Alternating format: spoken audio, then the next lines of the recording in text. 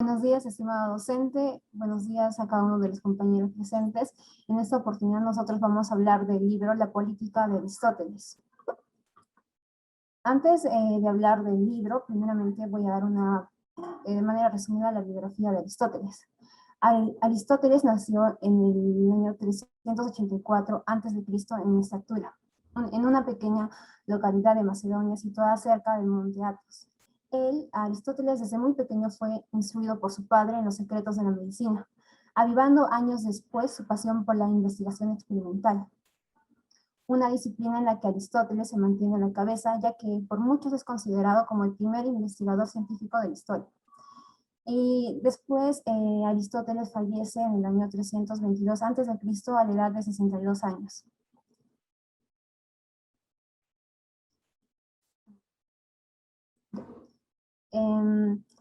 Yo les hablaré del resumen del libro 1 de la política de Aristóteles. Primeramente, en el capítulo 1 nos habla del origen del Estado y de la sociedad.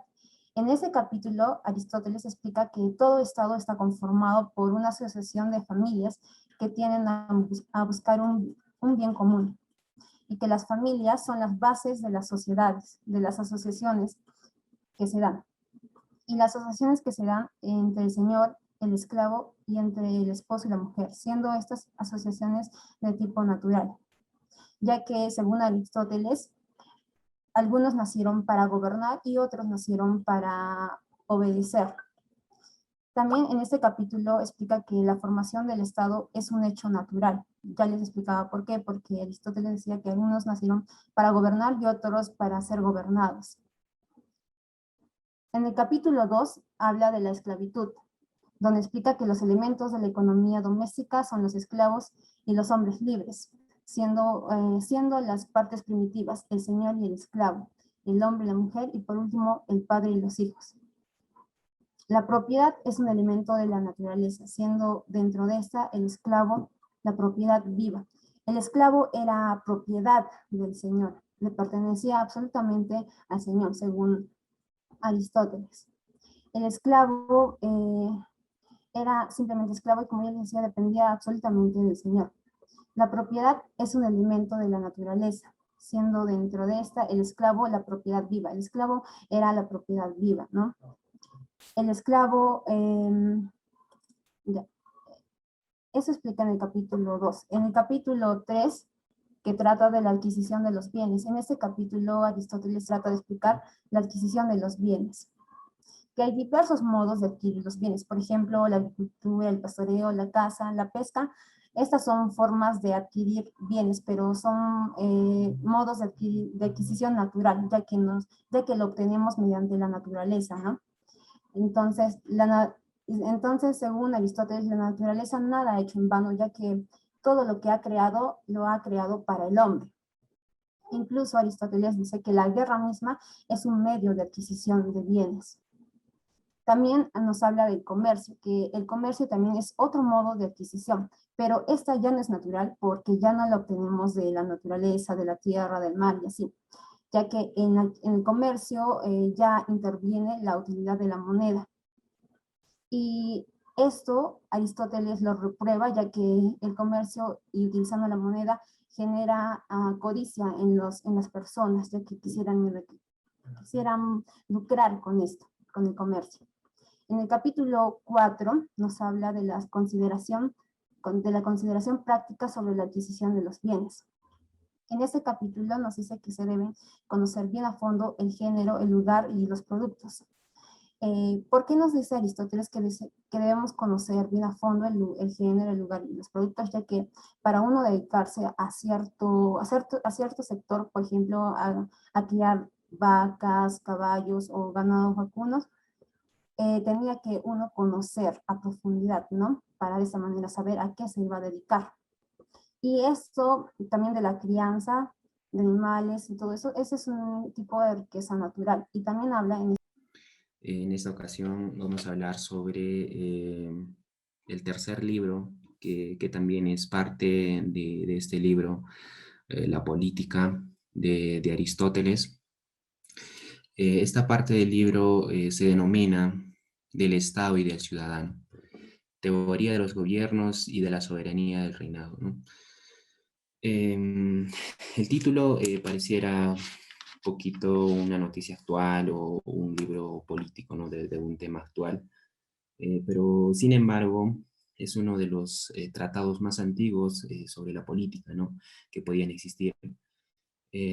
Para comprender las complejas situaciones de las naciones, es preciso partir desde lo básico, ¿no? Y lo básico de la terminología sobre los distintos elementos que componen un estado, un país, debemos partir desde el ciudadano hasta las características macro, ¿no? Siguiente diapositiva, por favor.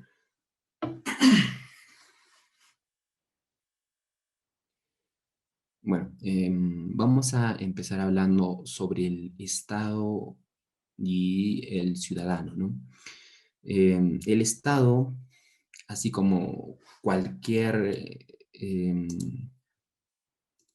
así como cualquier otro sistema completo y formado de muchas partes, es el Estado, ¿no? Un agregado de elementos llamados ciudadanos. Quiere decir que el Estado está formado por un conjunto de ciudadanos. Em, el ciudadano forma parte de los elementos del Estado. Por lo tanto, debemos empezar definiendo el concepto de ciudadano, ¿no? Aristóteles en esta parte nos empieza hablando sobre lo que no es un ciudadano, ¿no? Y según Aristóteles, no es un ciudadano aquellos que solo por su lugar de residencia, eh, porque podrían, bueno, esto nos dice Aristóteles que un ciudadano no es solo por su lugar de residencia, porque estas personas o estos ciudadanos podrían estar o podrían residir junto a los esclavos, ¿no? Y los esclavos no cumplen con las funciones de un ciudadano. Entonces, es por ello que Aristóteles nos dice que un ciudadano no se le debería considerar solo por su lugar de residencia. Como también no son ciudadanos los jóvenes, como también los niños menores de edad, ¿no? Aristóteles denomina ciudadanos incompletos, ya que los jóvenes y los niños no pueden ejercer a plenitud, se podría decir, eh, la ciudadanía. Como también los ancianos, ¿no? No son ciudadanos, los ancianos. Aristóteles nos dice que los ancianos tienen un exceso de ciudadanía y no es precisamente, no cumple el concepto de ciudadanía, ¿no? Se puede decir, el concepto de ciudadano. Como también no son ciudadanos los procesados o presos o desterrados, ¿no? Ya que estos están privados de ciertos aspectos que no les permiten desarrollarse o desenvolverse de manera adecuada con respecto al concepto de ciudadanía. Eh, Como también nos dice que no son ciudadanos las mujeres, ¿no? Bueno, esto un poquito para esa época, ¿no? Ya que las mujeres no podían, tal vez no tenían una participación activa en ese entonces. Y es por eso que no se le considera un ciudadano.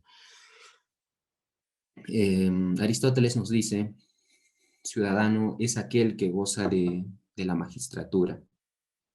Es decir, que pertenece a la asamblea pública y es juez, nos dice, ¿no? Tiene un domicilio y derecho de entablar una acción jurídica. Eso básicamente era ciudadano para Aristóteles. El ciudadano de la democracia y el ciudadano goza de cierto poder, nos dice, ¿no? Aristóteles. Ciudadanos son aquellos que no cumplen con todo lo mencionado y básicamente eso, ¿no? Ahora, con respecto a la división de los gobiernos y de las constituciones. Licenciado, buenos días. Compañeros, muy buenos días.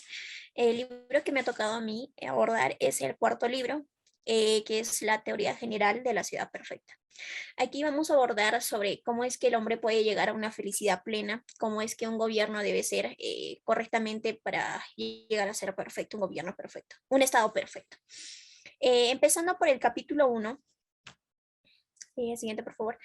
Empezando por el capítulo 1, vamos a hablar sobre lo que es de la vía perfecta y vamos a empezar a abordar sobre la teoría de la república perfecta y vamos a empezar a definir lo que les iba mencionando, cómo es que el hombre puede llegar a una felicidad perfecta a través de estos bienes que les voy a mencionar. El libro nos hace mención que cada estado tiene un tipo de vida distinta al de otro. Aquí en el Perú, por ejemplo, podemos ver que nosotros nos dividimos por 3 regiones y cada región se le conoce por algo, ¿no? Por un tipo de estilo de vida que ellos llevan. O si no, por Perú, por ejemplo, nos diferenciamos por que somos folclores, etcétera. Ahora, será mejor, por ejemplo, aquel que nos facilite gozar más la vida perfecta de la felicidad. ¿Y cómo podemos gozar más la vida perfecta de la felicidad? El libro nos menciona que el hombre puede gozar plenamente de una felicidad con estos tres bienes, que son los bienes exteriores, bienes del cuerpo y bienes del alma. Les voy a tocar acerca de los bienes exteriores y bienes del alma, porque los bienes exteriores coinciden mucho con los bienes del cuerpo. ¿Cómo llegar a ser feliz plenamente? La felicidad consiste, por ejemplo, en poder disfrutar estos 3 tipos de bienes que les voy mencionando. Pero de hecho hay una más que la otra, hay una jerarquía. Por ejemplo, en los bienes más altos vendría a ser los bienes del alma. Los bienes del alma son muy difíciles de alcanzar. Son muy difíciles. No se pueden conseguir así por así, no se pueden conseguir. No puedes conseguir con dinero, no puedes conseguir con por más dueño de todo el mundo que seas. El presidente del Perú o de otras naciones. No puedes conseguir con eso. Ahora, mientras que los bienes exteriores son apetecibles, lo que menciona el libro. ¿Cómo es que son apetecibles? Por ejemplo, ¿acaso no te apetece tener una mina o 4 minas llenas de oro? Son apetecibles. Entonces, ¿qué hacen los bienes del cuerpo a los bienes exteriores? Los bienes exteriores podrían ser la mina de oro, pero los bienes del cuerpo ayudan a llegar a este bien exterior. Ahora, también nos menciona que los bienes exteriores, tener un bien exterior no garantiza tener un bien del alma. Por ejemplo, ser el dueño de Latinoamérica, digamos, ¿no? Ser el dueño eres millonario, es un bien exterior. Eso, que seas el dueño, que tengas bienestar, salud, que tengas poder, economía, etcétera, eso no te garantiza que tú eres feliz plenamente, que tú eres completamente feliz. Eso no garantiza. ¿Por qué?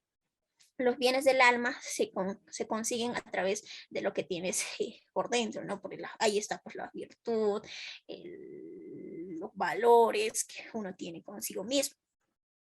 Ya, por más que, como les iba mencionando, ¿no? Por más que tengas la riqueza de todo el mundo, que es un bien exterior, no garantiza que tienes un bien del alma. Eso es lo que trata acerca del capítulo 1. El capítulo 2 nos habla sobre la felicidad con relación al Estado.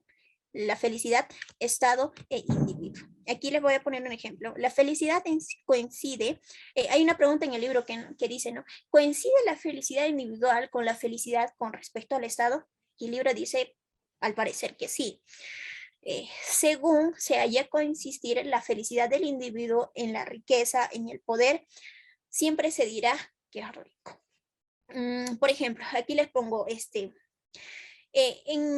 mientras el individuo, el ciudadano, esté bien económicamente, o sea, está plenamente bien, pero de ese bienestar viene a través del Estado, siempre va a hablar bien, que el Estado es bueno, va a sacar hasta sus virtudes, tal vez de las que nos tiene, del Estado, etcétera. Por ejemplo, cuando inició la pandemia se dio los famosos bonos. Los famosos bonos, no sé a quiénes de ustedes les habrá llegado, pero los famosos bonos hicieron que tal vez cambie la perspectiva acerca del gobierno.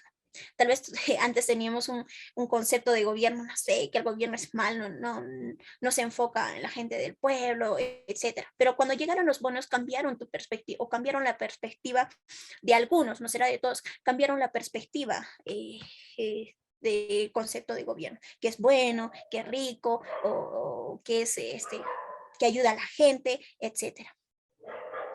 Eso es lo que trata, ¿no? El capítulo 2. Dice, cualquier estado, para poder llegar a ser perfecto un estado, lo que se debe hacer es inculcar el ejercicio de la virtud. Que el ejercicio de la virtud lo podemos encontrar, lo sigo mencionando, en los bienes del alma. Los partidarios más sinceros en todas las épocas de la virtud han abrazado una de estas dos ocupaciones, que es la política y la filosofía. En el capítulo 3 nos hace mención, en el capítulo 3, aquí la vida política, ciertas personas prefieren la vida política y otras que no prefieren la vida política. Otros prefieren valorar que un señor de esclavos. ¿A qué se refiere ser libre? Ser libre es, por ejemplo, aquel que no esté opreso por nadie.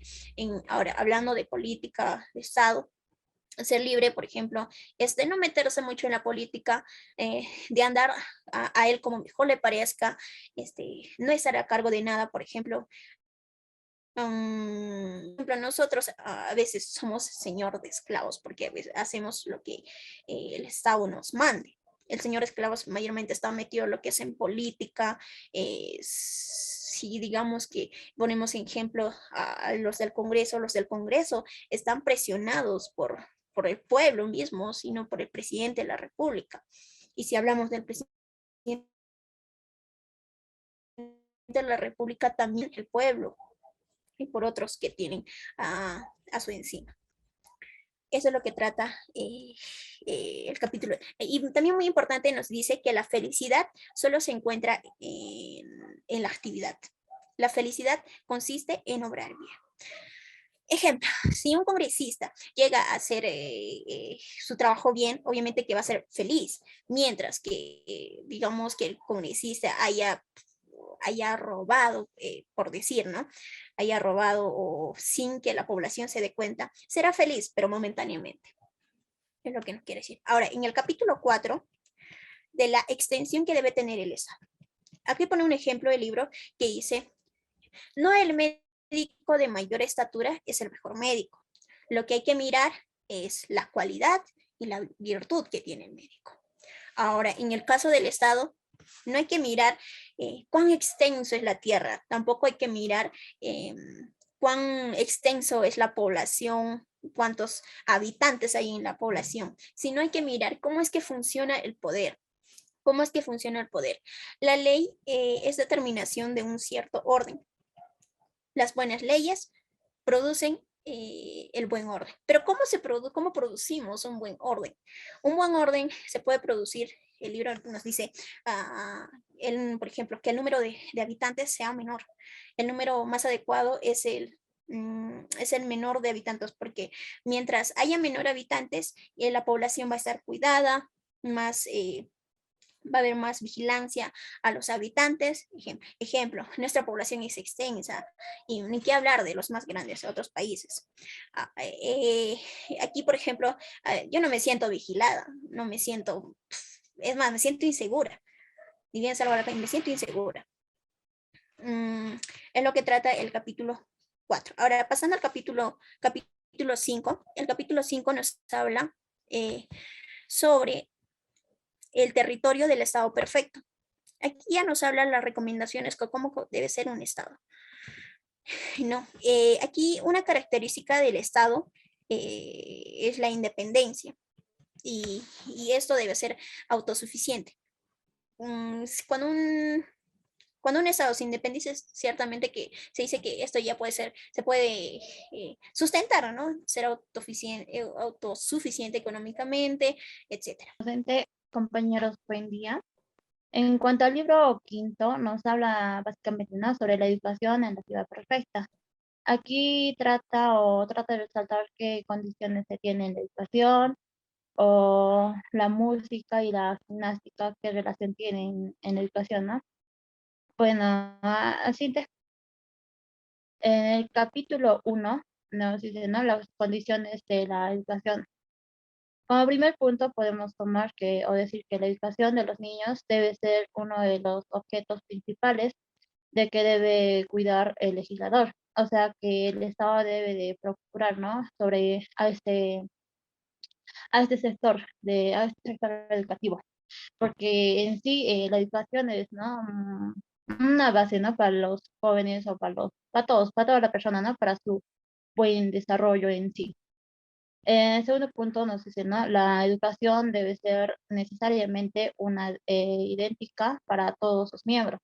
Es decir, que como en sí el Estado tiene un solo fin, ¿no?, un solo objetivo, que sería el bienestar de la ciudadanía, ¿no?, de su pueblo, de su gente. En la educación es lo mismo. La educación tiene también un solo objetivo con todos, ¿no? Es solamente uno. Entonces, lo que trata de decir que la educación debería de ser pública para todos, no nada de particular y otras cosas. La educación debe ser pública para todos. También nos dice que en el tercer punto, los ciudadanos de que son objetos, las partes deben concordar con aquello de que es objeto al conjunto. Es decir, ¿no?, de que bueno, según el libro, las personas o cada uno de nosotros no debemos de sentirnos dueños de nosotros mismos, sino que nosotros formamos parte de uno solo, que sería el Estado del país, ¿no? Todos somos uno. Y es por eso, ¿no?, que tiene una relación, ¿no?, con la educación también. Cuarto punto sería que la ley debe arreglar la educación y que ésta debe ser pública, como lo había dicho, ¿no?, en el segundo punto. La educación es para todos y debe de enseñarse o debe darse una educación de igual manera, o debe ser común para todos de igual forma. Por eso se dice que debe ser pública. En el quinto punto nos dice que no están hoy todos conformes acerca de los objetos que debe de abrazar. Este sí es cierto, porque antes, bueno, pues la educación para los jóvenes, nada más los jóvenes tenían un solo objetivo, ¿no?, que sería alcanzar el intelecto o para que se formen de manera profesional y eso.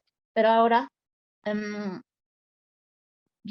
bueno, pero ahora los que están estudiando, no sé, no solamente tienen ese objetivo, tener conocimientos y ya, sino que también se pueden desenvolver en otros ámbitos, ¿no?, que sería el deporte o el arte, la música, la gimnasia, más adelante esperar.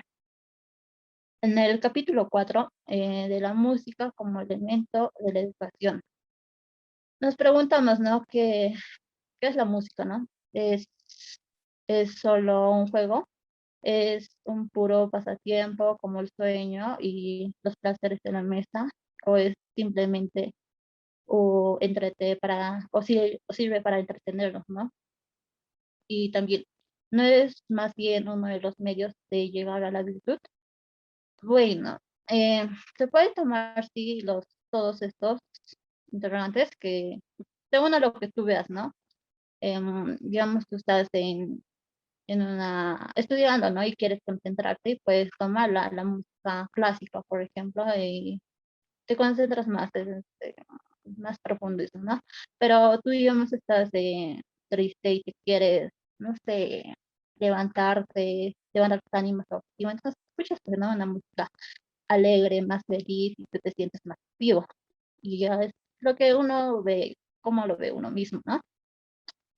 Y también es entretenimiento según a tu gusto, ¿no? Y evitar todo el estrés, olvidar todo, entonces pones la música y te entretenías, ¿no? Te entretienes. Y un dicho que dice ahorita es, ¿no? Nos agradan y sirven de desahogo, ya. El verdadero son las de los hombres libres. Ya los hombres libres ya no. la felicidad y todo. Inconsciente, al siguiente, siguiente diapositiva.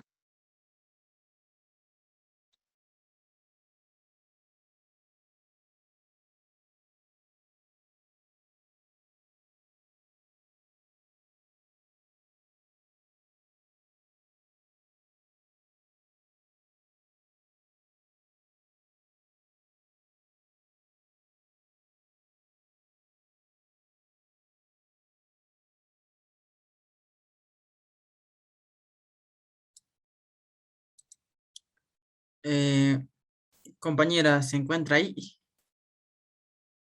Sí, se había salido, ya.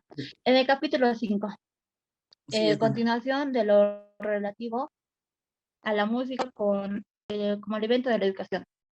Ya nos hacemos varias preguntas, ¿no? ¿Debe la música ser comprendida en la educación o debe ser excluida? ¿Es una ciencia, un juego, un simple pasatiempo? Como anteriormente lo dije, ¿no? Que se puede ver de todas formas, ¿no? Como una ciencia, como un juego, un pasatiempo, un entretenimiento y todo ello. Como un modo de relajarse o olvidarse de todo. eh, Involucra mucho, ¿no? A la persona. Y, sí, dentro, ¿no? Dentro de ti mismo. Porque en sí la música te muestra, ¿no? O muestra tu modo de pensar o tus sentimientos por medio de la música. Escuchas una música triste porque tal vez estás triste o quieres sentirte triste. No deja de tenerse presente en toda reunión, en toda diversión, como un verdadero goce. Es cierto, porque la música está en todas partes, ¿no? Está en todo momento. En tus reuniones familiares o en tus reuniones no sé, de compañeros, amigos, de todo ello, ¿no? En la diversión, en tu verdadero goce, o para olvidarte todo, o en los estudios, en el trabajo, en todo momento de cada género diferente.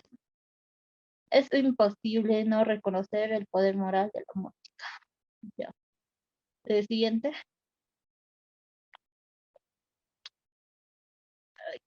En el capítulo 6, bueno, es la continuación, ¿no? De lo relativo a la música.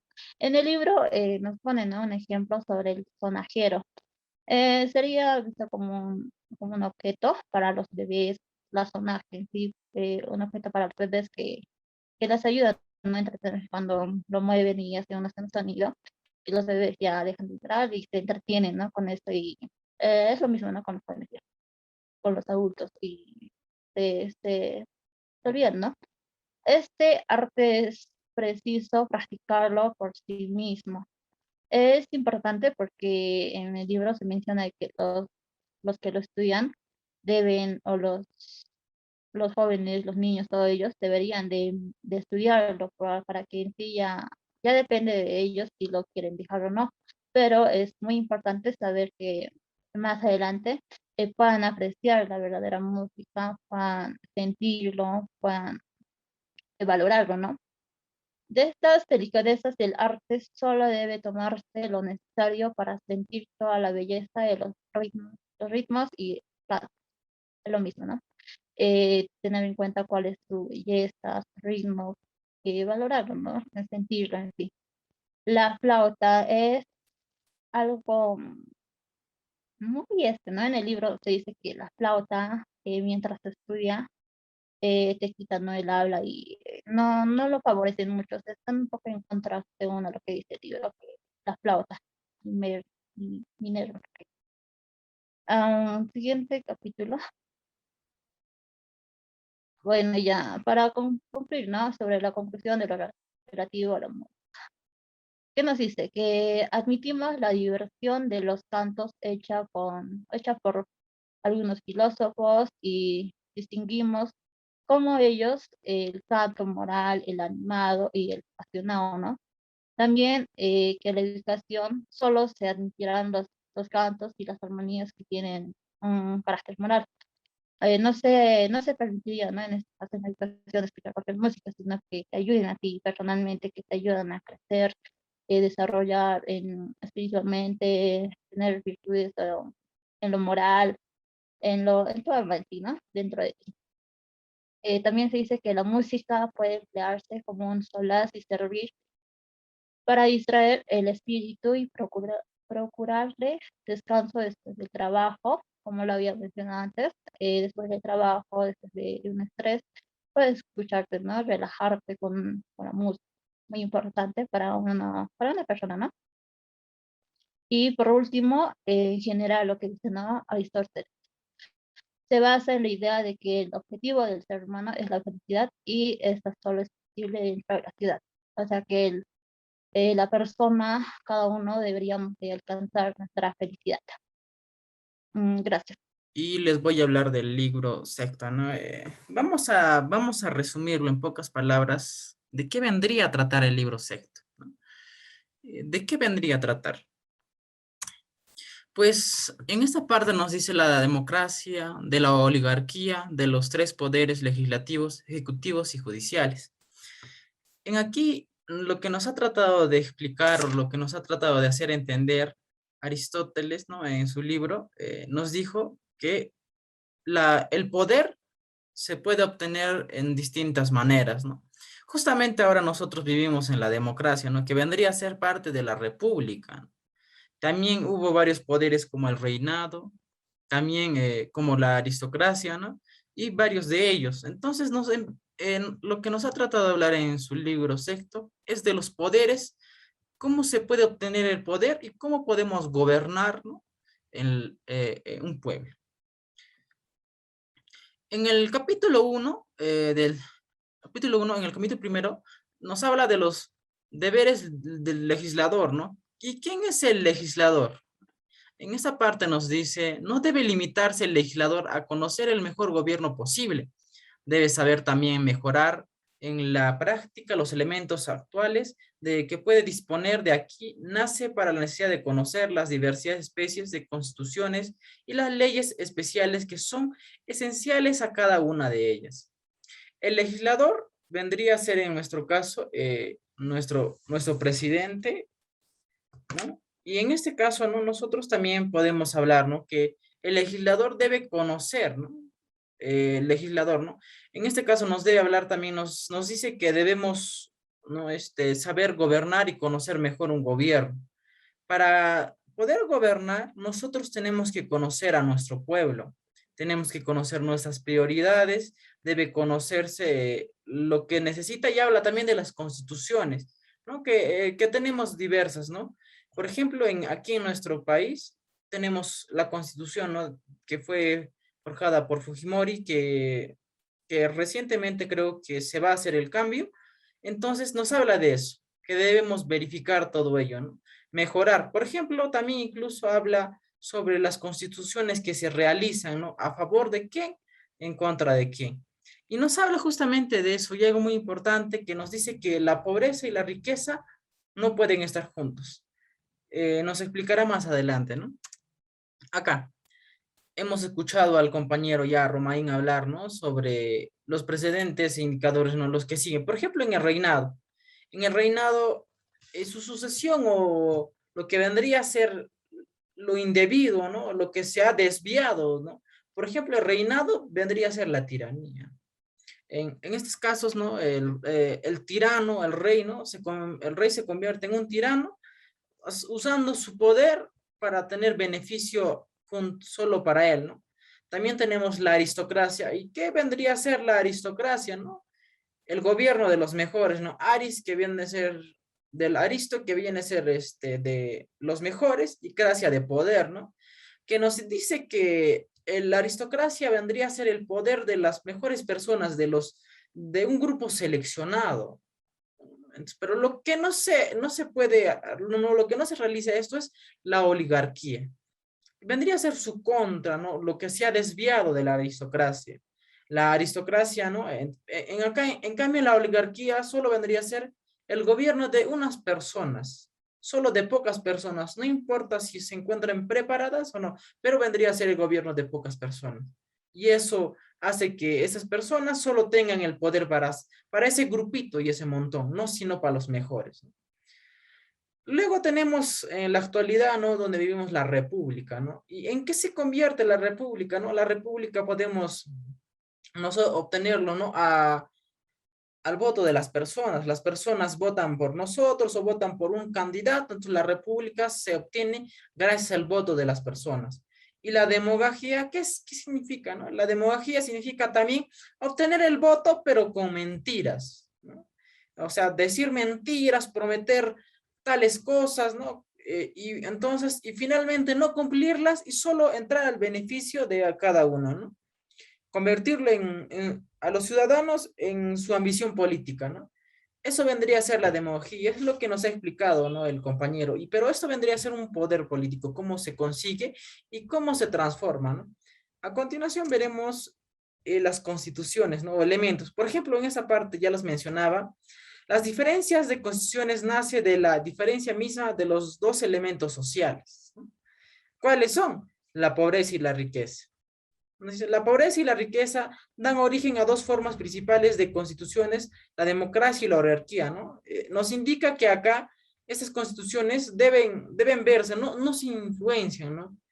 Bien los ricos, por ejemplo, influencian y dicen, no, hacemos una constitución en favor a los ricos que beneficia a tales personas, entonces, y esa constitución o esa ley, ¿no? Que se va a crear, solo va en beneficio de las personas ricas.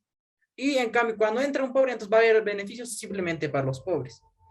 Y es lo que se ha podido ver en el ámbito de nuestro país, ¿no? Tenemos ahí una constitución justamente donde hay un beneficio para simplemente para las empresas y para las personas que tienen poder, ¿no? Y entonces, y luego ya veremos, ¿no? ¿Qué clase de constitución se crea en este gobierno del señor Castillo, ¿no? Si serán en ambición de los ricos o de la pobreza, ¿no? De las personas pobres. Luego tenemos solo la pobreza y la riqueza no se pueden reunir en una misma mano. Es cierto, ¿no? Podemos ver esto en varios poderes, ¿no? En varios gobiernos. No se pueden reunir, o sea, no hay un intermedio, o sea, bien es la pobreza o bien la riqueza, ¿no? En cambio, no se puede beneficiar a ambos, o eso es lo que nos trata de explicar, ¿no? El libro.